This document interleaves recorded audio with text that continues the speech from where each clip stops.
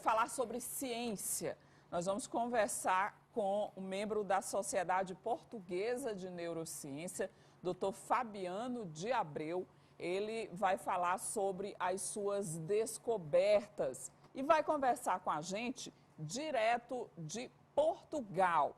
Já estamos aqui vendo o doutor Fabiano. A gente queria muito agradecer, doutor Fabiano, a sua gentileza de nos atender. Está tão longe da gente, né? Mas nesse período aí de pandemia, ao mesmo tempo estamos tão perto, né? A gente gostaria de lhe desejar uma ótima noite e agradecer mais uma vez a sua gentileza de atender nosso convite. Boa noite, Eli, tudo bem? Tudo. Eu agradeço pelo convite. A gente queria saber, doutor Fabiano, qual o seu horário aí? Agora são 23 horas e 9 minutos. Meu Deus, que maldade, né, doutor Fabiano? Ainda estamos fazendo o senhor ficar acordado até mais tarde para nos atender. Mas é por uma justa causa, né? Vamos conversar um pouco, falar um pouco de ciência, e aí vale a pena, né? Já quero me desculpar pelo horário, viu? Não tem problema. Espero que essa conversa faça com que essas pessoas que vão votar em relação se acreditam ou não na ciência possam pensar com uma razão melhor.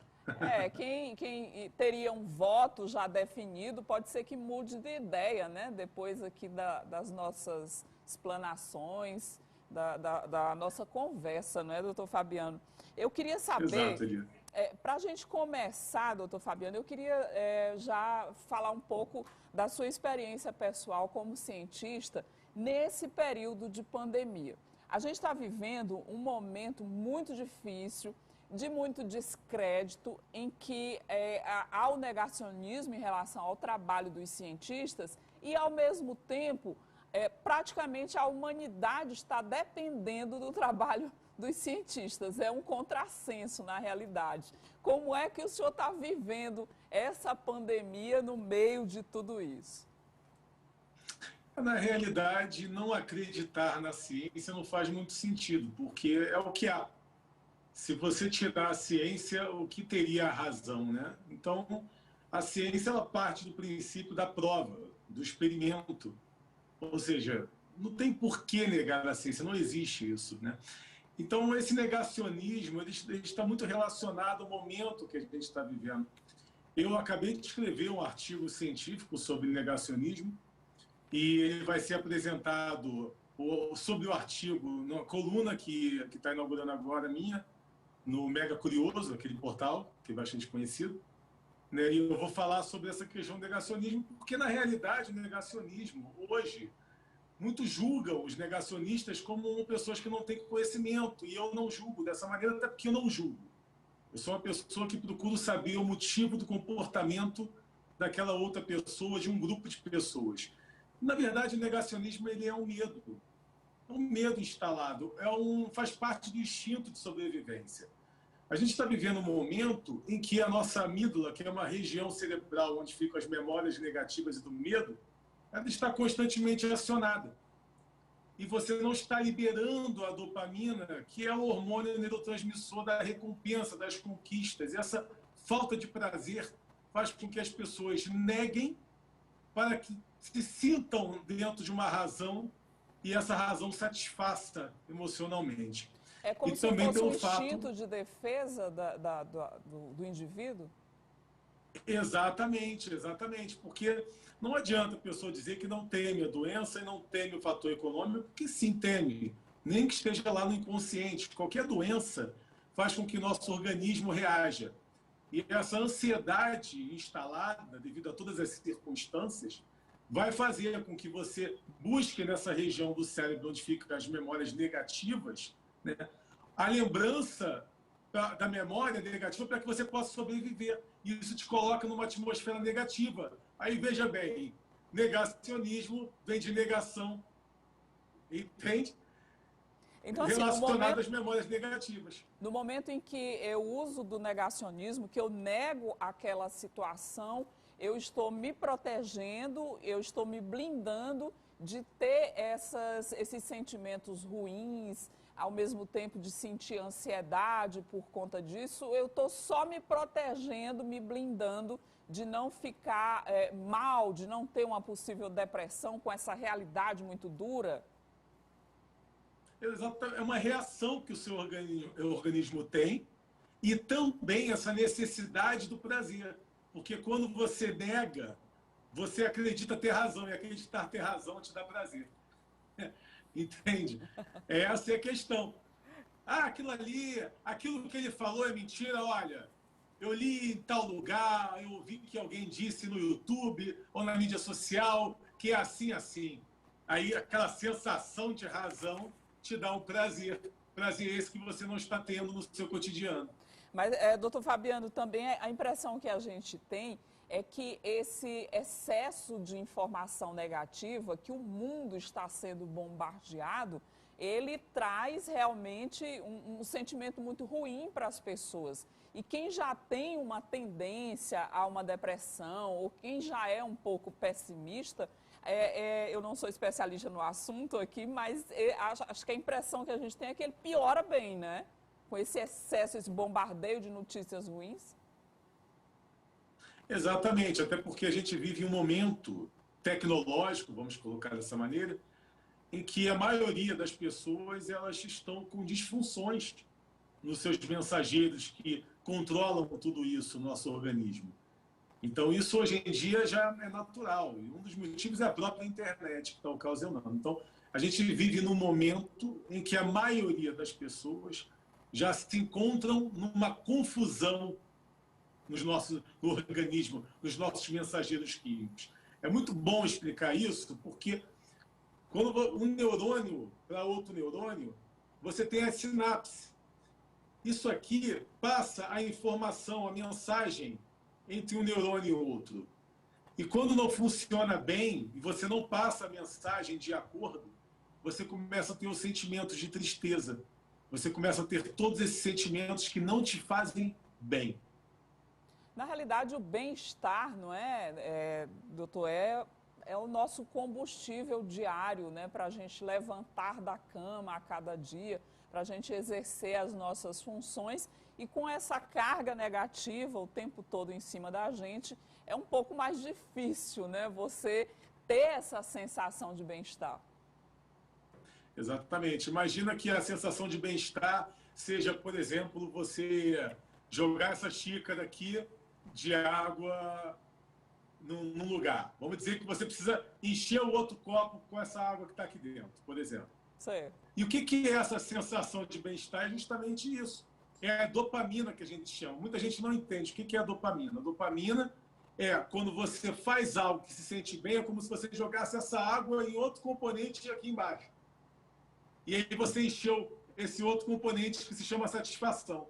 Olha que interessante. Então, isso acontece entre um neurônio e outro. Os neurônios ficam assim, isso é jogado entre um neurônio e outro. Imagina esse copo jogando água em outro copo, imagina que é esse neurônio jogando esse líquido em outro neurônio. Né? Quando o outro neurônio recebe, você tem a sensação de prazer. E é isso que motiva. Porque se não existisse esse mensageiro químico no cérebro, se não existisse essa passagem de um para o outro, a gente não ia ter vontade. Olha que interessante. Agora... O que faz você ter vontade de conquistar é você querer liberar isso. E a sensação de liberar isso é o que te dá a vontade de fazer de novo. Agora, o senhor tem esse conhecimento, o senhor sabe que isso acontece. Eu não sei se é mais fácil ou se é mais difícil fazer essa interação tendo o conhecimento. Quem não sabe, fica logo emburrado, já fica mal-humorado. E eu acho que é bem mais difícil, né, para conseguir ter essa sensação, uma vez que você não busca fazer atividades que lhe deem prazer. Por exemplo, uma atividade física, ela consegue liberar essa sensação de bem-estar, ter uma conversa agradável com alguém que você gosta, namorar, estar perto de alguém, isso já traz também essa sensação, né? Você tem que se liberar para fazer isso, né? Para alcançar essa sensação. Exatamente. Então, o seu comportamento, os seus hábitos, é o que vai dizer em relação ao seu equilíbrio, né? Você tem uma boa noite de sono, porque é no momento que está dormindo que você está regulando o seu organismo, né? Então, o exercício físico, por exemplo, que você libera esses mensageiros com os exercícios físicos, uma boa alimentação, você também melhora a produção desses mensageiros químicos. Então, todos esses comportamentos. Mas eu digo que o conhecimento é importantíssimo. Quando você tem um amplo conhecimento, quando você tem ali opções em que você possa trazer a resposta, funciona tudo mais fácil. Porque, por exemplo, você está numa situação de perigo, uma situação que você não sabe o que resolver. Quando você tem várias opções para escolher como sair daquilo ali, é muito mais fácil sair daquilo ali. O perigo já não se torna tão grave assim, não é? Você já tem a quem recorrer, a que recorrer. Aí se torna um pouco mais agradável, né? Mais suave. É porque as doenças mentais, os transtornos, eles estão relacionados ao nosso próprio comportamento. É tudo resposta do nosso comportamento, né? Imagina uma via em que tem várias ruas que você pode entrar. Se você não souber aonde vão dar essas ruas, você entra numa incógnita, você não sabe o que fazer. E isso pode te causar nervoso. Você fica, ah, meu Deus, para onde eu vou? Eu tenho, sei lá, 5 ruas aqui para escolher e eu não sei aonde vai dar nenhuma delas. E aí você fica nervoso sem saber. Agora, quando você sabe onde elas vão dar, você vai saber escolher qual a melhor rua para onde você quer chegar. Tem uma sensação de tranquilidade, né, em relação ao saber aonde vai chegar. O senhor tem uma pesquisa bem interessante, doutor Fabiano, em relação à internet. Durante esse período aí da pandemia, nós todos, o mundo, eu acho, esteve muito voltado para o mundo virtual, mais do que nunca, porque se tornou uma maneira da gente ver um amigo, conversar com um parente, não é? Foi uma necessidade de fato. Mas o senhor chegou a uma conclusão, fez uma pesquisa de que a internet deixa as pessoas menos inteligentes. Nesse ano de 2020, foi só o que nós fizemos, foi ficar diante da internet. Então, nós realmente perdemos muito tempo em 2020, deixando de ser mais inteligentes aí com esse uso da internet. Exato. Esse foi um artigo publicado em 2018, inclusive. E agora, em 2020, no final de 2020, ele ganhou maior notoriedade porque um cientista francês falou a mesma coisa do que eu tinha dito em 2018, né? Eu até brinco que, de repente, se eu falasse francês, poderia ter uma melhor repercussão. Mas isso aí já é algo comprovado em relação a testes, inclusive, que o QI humano está diminuindo. Isso veio depois de 1970, quando começou o uso da televisão, né, quando as pessoas tinham mais a televisão em casa, e aí, a partir daí, o QI passou a diminuir e se potencializou depois da internet. Então, o QI vem diminuindo, né, e o artigo eu explico tudo isso, né, e as pessoas às vezes me perguntam, ué, mas tem tanta informação na internet? Sim. Então pergunta para essas pessoas se ela realmente busca essa informação na internet por completo. Vê se alguém lê a matéria, lê o título, o subtítulo e lê todo o contexto da matéria até o final, ou apenas lê o título e aí cria sua própria razão sobre o conteúdo. A partir do título, a pessoa já tira as conclusões, já faz os julgamentos e acaba achando que já sabe de tudo, né? Porque o nosso cérebro ele é preguiçoso, o nosso cérebro ele busca economia de energia. É natural, porque é o instinto de sobrevivência. O nosso cérebro busca armazenar o que pode nos colocar em perigo, memórias que possam nos proteger. Então, quando você sabe que tem opções de busca no Google, por exemplo, você acaba pensando que, quando eu quiser eu busco, nunca busca, né? E tem outros fatores também, que é em relação à própria dopamina, porque a dopamina, esse neurotransmissor da recompensa, ele é viciante, tanto que o usuário de droga ele tem abstinência porque falta o mecanismo externo para liberar a dopamina. E a internet faz você liberar muita dopamina, principalmente crianças que jogam o tempo todo. Eu falei com o meu enteado e com a minha filha hoje, 10, 11 anos, conversei com eles sobre isso, limitando o tempo de uso da internet, porque eu disse que é praticamente impossível jovens que ficam no videogame o dia inteiro hoje não ter problemas sérios no futuro. Porque você está liberando dopamina o tempo inteiro. É simples, eu perguntei assim, meu enteado, quando eu mando vocês ir lá para fora brincar, por exemplo, você chega lá fora, te dá uma agonia, vontade de voltar, porque você quer muito jogar o videogame? Aí ele fez assim com a cabeça, que sim. Eu falei, pois é o vício de dopamina já com 11 anos de idade, porque ele quer liberar dopamina jogando videogame, na sensação da vitória. Né? Então, é complexo, isso aí depois o organismo vai cobrar. Na fase adulta, a gente começa os transtornos e ele tem que fazer uso de medicamento por isso. Então, são vários fatores que fazem com que a internet deixe as pessoas menos inteligentes. No artigo, eu coloco vários deles. E esses que eu mencionei aqui são principais.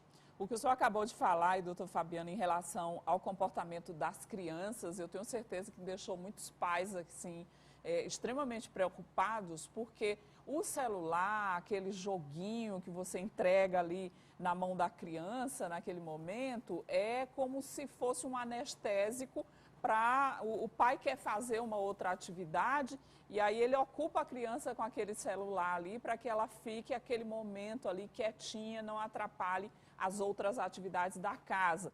E nesse momento de pandemia que nós ainda estamos vivendo, principalmente no seu ápice que foi em 2020, nós sofremos muito com isso. Eu acho que as crianças que já usavam bastante a internet, eu acho que quadruplicou, quintuplicou essa necessidade pelo fato do isolamento, né? Isso vai cobrar, essa conta vai chegar depois, né, doutor? Vai chegar e é preocupante. Eu falei sobre isso esses dias. Inclusive, eu estava lendo que praticamente a maioria dos cientistas de neurociência, eles não deixam seus filhos usarem smartphones e ficarem no videogame. Olha isso. Tem um que eu estava lendo sobre ele hoje, né, que eu assisto alguns vídeos dele, inclusive, que ele é da Bélgica, e ele falou que o filho dele ficou sem pegar numa tela, sem ver uma tela até os 5 anos de idade. Aí depois ele começou a liberar aos pouquinhos a tela da televisão. Olha isso. Em Ou doses seja, isso aí já é homeopáticas, comprovado. né? Já é comprovado cientificamente tudo isso. Meu estudo, ele comprova com base nos experimentos, né? Então, realmente, a gente tem que se preocupar. Não é à toa que tem tanto caso de criança hoje com déficit de atenção. Elas não conseguem prestar atenção no conteúdo, não conseguem estudar, não têm vontade de estudar. Então, é muito... Crianças com TOC, por exemplo, transtorno obsessivo-compulsivo, já tem muitas crianças, aumentaram os casos, né? Então, tudo isso aí prejudica na própria memória e inteligência, no desenvolvimento da inteligência. E isso é preocupante. É muito preocupante, principalmente para essa geração que está em pleno desenvolvimento numa pandemia, não é? Porque nós começamos esse retrocesso aí, essa parada da humanidade agora, finalzinho de 2019 para início de 2020, nós já chegamos em 2021 e essa parada ainda continua, né? Então, a gente vai ter uma perda aí futuramente muito grande, né? De tantos dias voltados para o mundo virtual. Vai ter uma mudança muito grande. O senhor acha que a humanidade está sabendo aproveitar essa mudança que a gente está vivendo nesse momento? Não. A maioria não está sabendo aproveitar, porque os próprios pais já tinham uma rotina e eles hoje, fora da rotina, aumentam a ansiedade por estarem fora da rotina. E com esse aumento da ansiedade, ficam mais impacientes. Com isso, querem colocar os filhos para ficar no telefone para não perturbá-los, né? Agora, isso é preocupante. Vamos pensar da seguinte maneira óbvia. Se você está liberando dopamina ali o tempo todo no TikTok, no Instagram, a cada like que você recebe, a cada foto que você publica, a cada dancinha no TikTok que todo mundo... Isso é liberação de dopamina. O jogo que o jovem está lá o tempo todo está liberando dopamina. E aí, no futuro, como vai ser? Se ele não puder liberar a mesma quantidade de dopamina, o que vai acontecer? Ele tem o risco maior de entrar em vícios. Porque todos esses vícios, seja de droga, álcool, tudo isso faz você liberar dopamina. E aí você vai sentir a sensação de novo de prazer daquela dopamina que você liberava todo instante no videogame. Então, a gente tem que pensar no futuro dos filhos. Se a gente pensar somente no presente, se confortar no presente, a gente vai ter muito mais trabalho para resolver o futuro do que a gente resolver agora no presente. É uma situação bastante preocupante. Inclusive, tem um outro estudo seu em relação à fadiga, né?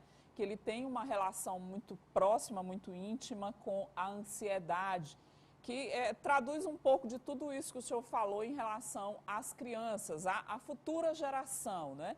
Que ela cria essa fadiga que o senhor citou aí, do seu enteado, do seu filho, que vai lá fora sem o joguinho, sem aquele estímulo da internet e já sente aquela fadiga, sente aquela vontade de ter a dopamina novamente. E aí acaba realmente tendo uma ansiedade muito grande ou, quem sabe, futuramente uma depressão. E é um ciclo vicioso que é muito preocupante, viu, doutor Fabiano? Muito preocupante. Porque você libera dopamina, vai liberando dopamina, e você aumenta a ansiedade. Não podemos esquecer que a ansiedade faz parte do instinto. Se ela não existisse, a gente não ia sobreviver. A ansiedade é o quê? A pendência. Ela busca a resposta para aquilo. A ansiedade, ela está relacionada também a ter que liberar essa recompensa. Então, aumenta a ansiedade, aumenta a dopamina, é um ciclo. Aí você quer mais dopamina, aumenta mais a ansiedade. Aí você vai fazer com que aumente a produção do seu cortisol, que é o mesmo hormônio que controla o nosso sistema imunitário, né, que resolve a questão da nossa imunidade. E aí o cortisol ele fica em alta. E quando isso acontece, ele precisa absorver mais energia. Isso vai causar fadiga. Então, assim, muitas pessoas pensam, por que eu estou cansado? Eu não entendo, eu não fiz exercício, eu acordo cansado. Dormir bem, eu estou sempre com muita acordo cansado, né? Exato. Eu estou sempre com muita preguiça. Não, não é preguiça, não.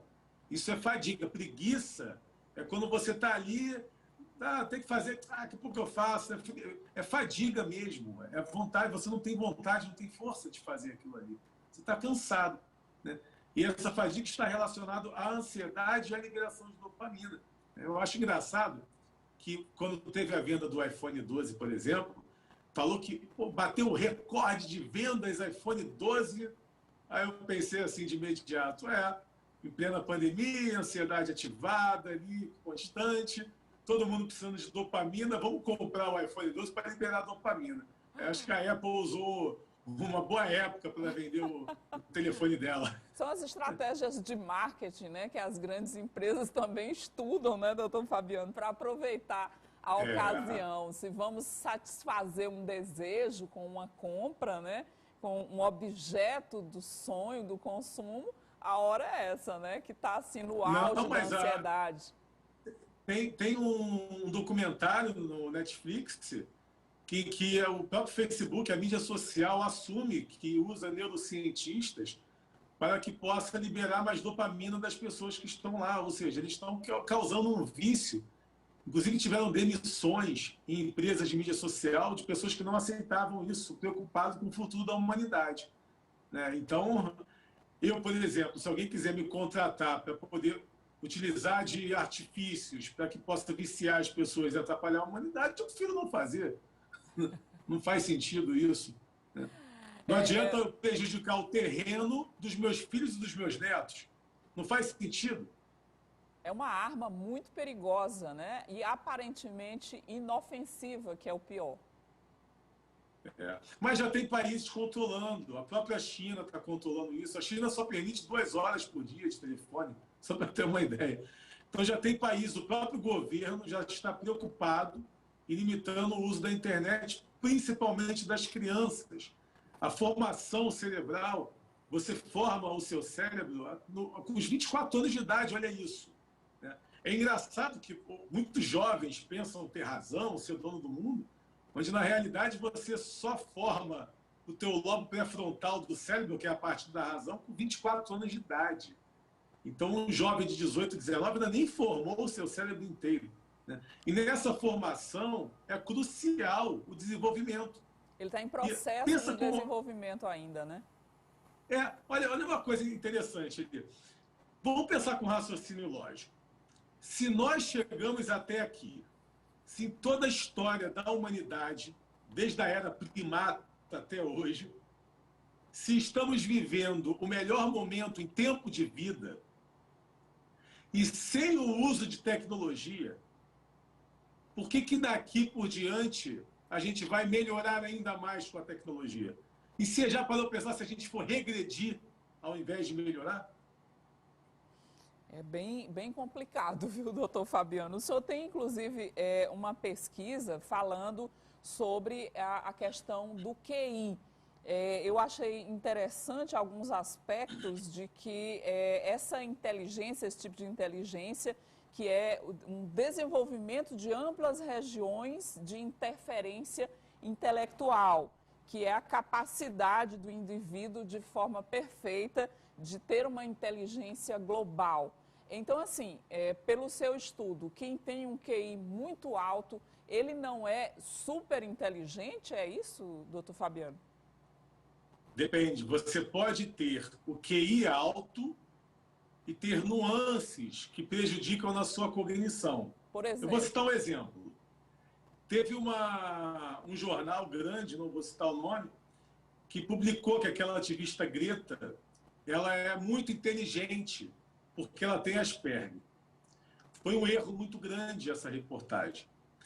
Porque, na realidade, quem tem Asperger é um tipo de autismo, tem problemas na cognição. E cognição também é inteligência.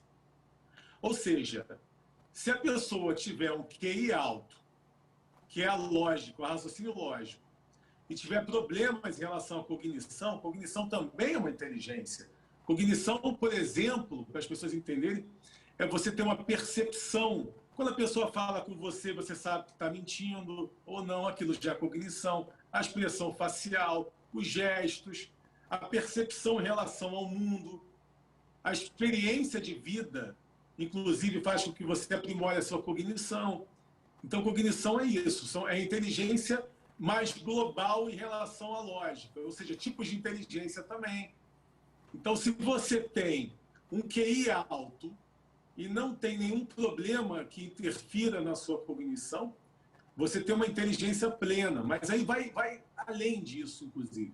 Seria todas as regiões que estão envolvidas, regiões cerebrais que estão envolvidas com a inteligência bem desenvolvidas, né?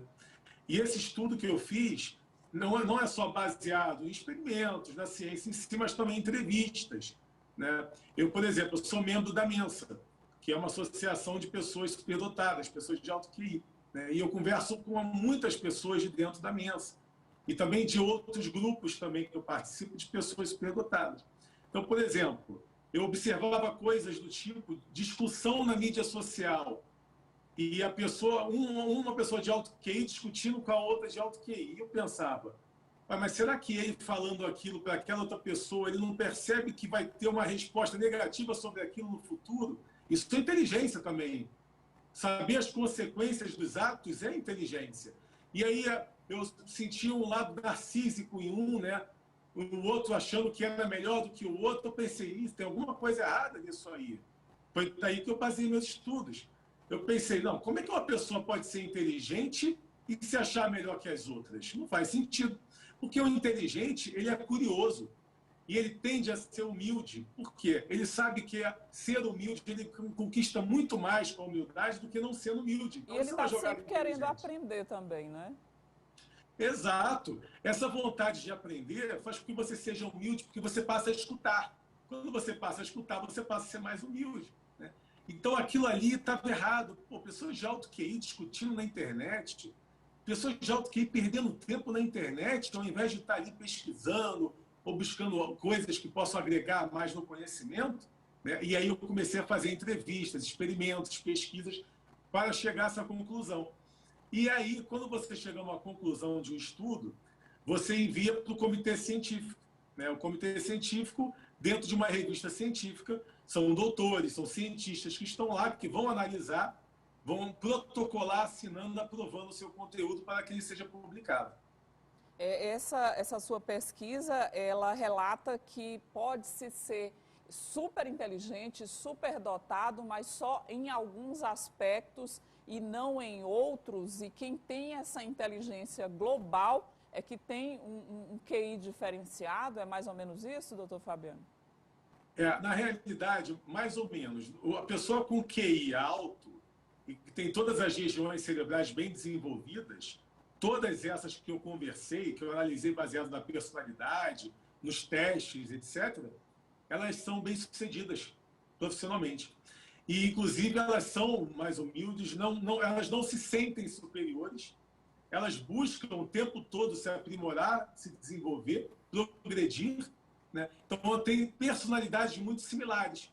E eu percebi que tudo isso está relacionado a uma inteligência plena do tipo, você já saber a resposta do que vai acontecer. Olha isso que interessante, né? Você está ali numa situação e já manipular a conversa que você tem com a pessoa, sabendo das consequências daquilo que você está falando. Então, como é que uma pessoa pode... olha só aí, por exemplo, como que uma pessoa pode discutir com o outro na mídia social se ele sabe que aquilo vai trazer consequências e uma delas é a perda de tempo? Né? Então isso tem que ser levado... Né? Exatamente, isso tem que ser levado em consideração. Ou seja, eu analisei muitos fatores, né, que interferem nessa questão. E o artigo ele não só foi aprovado pela Academia Científica, como ganhou atenção aqui na Europa, né? Então já está em vários países, foram publicados e vão sair mais países ainda. Olha que bacana. Eu tenho uma curiosidade, doutor Fabiano. A gente tem alguns amigos e sempre conhece uma ou duas pessoas que são extremamente inteligentes, mas elas, eu não sei se o raciocínio delas, se a atividade cerebral delas é tão rápida que elas não conseguem verbalizar o que elas estão pensando com muita clareza. Às vezes a pessoa é até um pouco gaga ou ela tropeça nas palavras, mas você sabe que ela é inteligente, que ela conhece aquele assunto, que ela sabe do que ela está falando. Só que ela não consegue se articular o suficiente, por exemplo, para dar uma aula sobre aquele assunto que ela domina muito bem. O que acontece nesses casos? Nesse caso, ela pode ter um alto QI, mas ela não tem a inteligência DWRI, que é a inteligência que eu descobri. Que a inteligência DWRI, dificilmente você não vai conseguir ser comunicativo, porque como todas as regiões do cérebro são bem desenvolvidas, então você vai conseguir arrumar um jeito ali de conseguir se expressar sobre aquele determinado assunto, né? Você vai conseguir utilizar os mecanismos corretos, né? Agora, tem que avaliar também as questões da vontade, né? Às vezes a pessoa não está interessada. Acontece muito da pessoa de alto QI, no meio de uma conversa, de repente, ela se desinteressar pelo assunto e viajar para uma outra atmosfera de pensamento. Né? Isso acontece também. Às vezes, são você está conversando com a pessoa, né? Isso pode acontecer assim, do nada. Você está conversando com a pessoa ali e, de repente, você perdeu total interesse no que a pessoa está dizendo e você virou a chave para pensar em uma outra coisa e aí você perdeu aquele assunto. A pessoa não consegue fazer você ficar naquele foco ali por muito tempo, manter o seu interesse na conversa, né? Tem que ser mais inteligente do que ela, né? Não, existe um problema, não é um problema, mas existe uma questão numa pessoa de alto QI, que quando o assunto ele não agrega, ele pode ficar nervoso. Mas não é um nervoso de querer agredir, não é isso não. Você tinha um nervoso, uma impaciência. Ele não quer falar sobre aquele assunto, sabe? Então, ele vai acabar virando essa chave como o próprio mecanismo de defesa do próprio cérebro para não ter que sofrer em relação àquilo que ele está ouvindo. Doutor Fabiano, olha, poderíamos ficar conversando aqui durante muito tempo, mas eu sei que já está tarde aí também, vou deixar o senhor descansar. Aí em Portugal já estamos chegando perto da meia-noite, né? Aqui são o quê? 8h43. Mas 3 horas a mais aqui. Pois é, 3 horas a mais. Vamos ser justos, né, e deixar o senhor descansar também, para não ficar tão tarde aí para o seu repouso. Mas eu gostaria de agradecer imensamente a sua disponibilidade, até por conta do seu fuso horário aí do outro lado, além mar. E também gostaria de, através do senhor, fazer uma homenagem a todos os cientistas brasileiros, cientistas do mundo, que estão mais uma vez, não recebem todos os louros, mas vão mais uma vez salvar a humanidade de ser exterminada aí por um vírus, né? Eu queria prestar todas as homenagens aos cientistas, em nome do senhor, todos os nossos aplausos para vocês que tão arduamente estudam, pesquisam e que estão aí descobrindo a cura para essa pandemia, estão nos salvando aí mais uma vez. Muitíssimo obrigada, parabéns aí pelo seu trabalho, pelo trabalho de todos vocês e o nosso muitíssimo obrigada.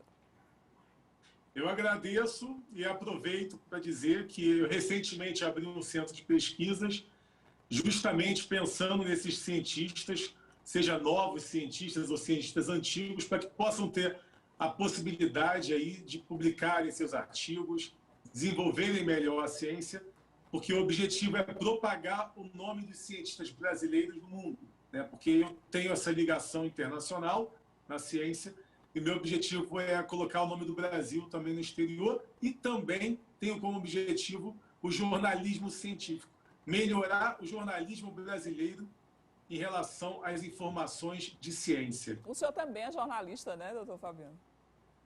Eu também sou jornalista e é por isso que eu brigo por essa causa, né? Se tornou uma causa para que... hoje em dia tem que ter cuidado de falar em causa, ainda mais com o Big Brother, Carol Conco, esse negócio. Mas o meu objetivo é realmente que o jornalismo valorize mais a ciência, porque um dos motivos da não credibilidade irracional em relação à ciência é um pouco da falta também do própria imprensa brasileira em propagar a ciência, né? Então a imprensa precisa propagar mais a ciência. Verdade. E não tem outro argumento sem ser a ciência. Se não fosse a ciência, não teria vacina e não se descobre as curas de nada. Eu queria dizer que essa sua vontade aí de ajudar e de propagar também é inteligência global, viu? Uma ótima noite, doutor Fabiano. Mais uma vez, muitíssimo obrigada pela sua participação no Falando Nisso. Boa noite, obrigado. Até logo. E olha, fruto de bastante treinamento, pesquisa e observação, a criatividade pode ser cultivada diariamente